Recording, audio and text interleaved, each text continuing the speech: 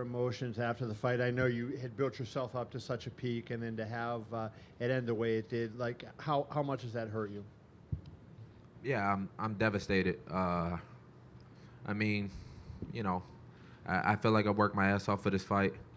I stepped up when no one else would, and I took a big risk tonight, and just didn't go my way. But I'm gonna come back, and I'm gonna come back stronger. You know.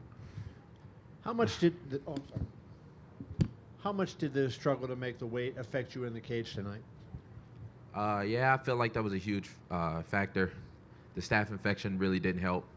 I've been fighting it for about a week now, and it didn't make the weight cut no easier. So, like I said, I'm sitting here now at about 185 pounds, a little too big for the weight class now. I've been fighting at this weight class since I started MMA at 17, so it's about time for me to go up. I'm, getting stronger and bigger. So, I don't know. I mean, maybe that played a factor, but regardless, Tony Ferguson was the better fighter tonight. I said it before. I thought he was the toughest fight in this division.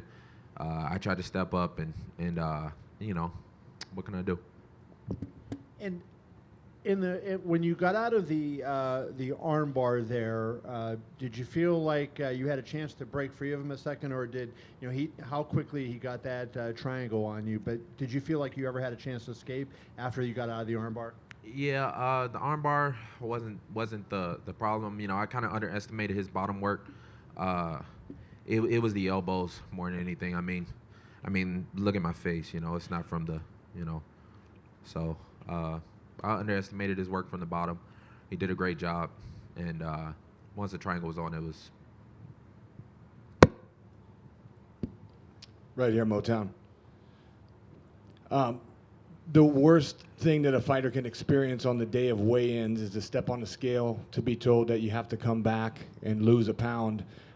We waited around, to see what was going to happen in that next hour. What did happen behind the scenes? How did y'all get that other pound off? The weight cut was what it was. I wasn't gonna let down the whole show, let down everybody. I was gonna make the weight, even if I had to cut my foot off or something.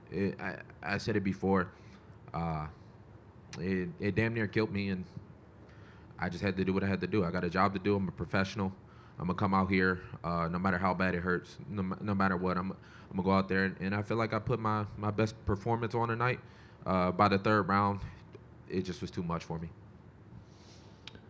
Well, I think now is a great time to speak about it, and everybody agrees. Every fighter I've ever spoken to agrees, and I've heard you talk about it many times. A 165-pound division is needed, but that's another conversation. My last question, at the end of round one, you seemed pretty close to stopping it. Did you feel as though, did your killer instinct kick in? Did you feel as though you had to win, or did you maybe get overzealous, you think?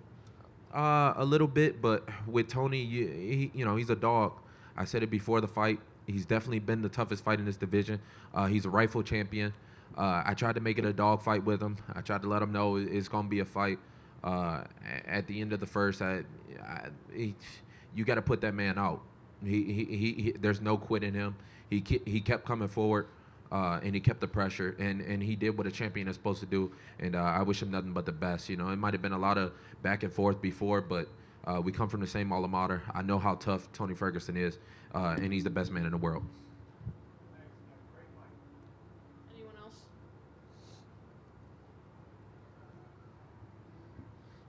Kevin, did the staph infection come up at all, or did the doctor, no one ever, commissioned, did they have no idea about it? I tried my best to hide it. I wasn't, it's a big event. A lot has been happening with the UFC these last couple events, and I wasn't going to let nobody down. I worked my whole life for this. It was like a culmination of things, but I'm not going to let this stop me. I'm still going to be a world champion. It might not happen when I'm 25, but...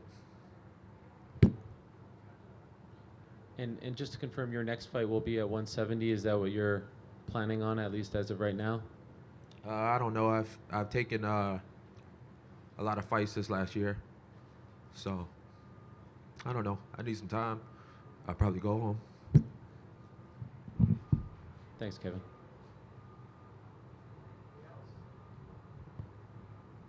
So, Kevin, with all respect, staph infection or not, do you feel like you lost a little bit of that fight on the scales? That 155 is just not a good look anymore?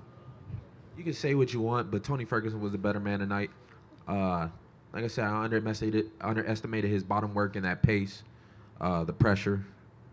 What can I say? You know, he was the better man, and he caught me. He caught me with the elbows from the bottom, and then he caught me with the triangle.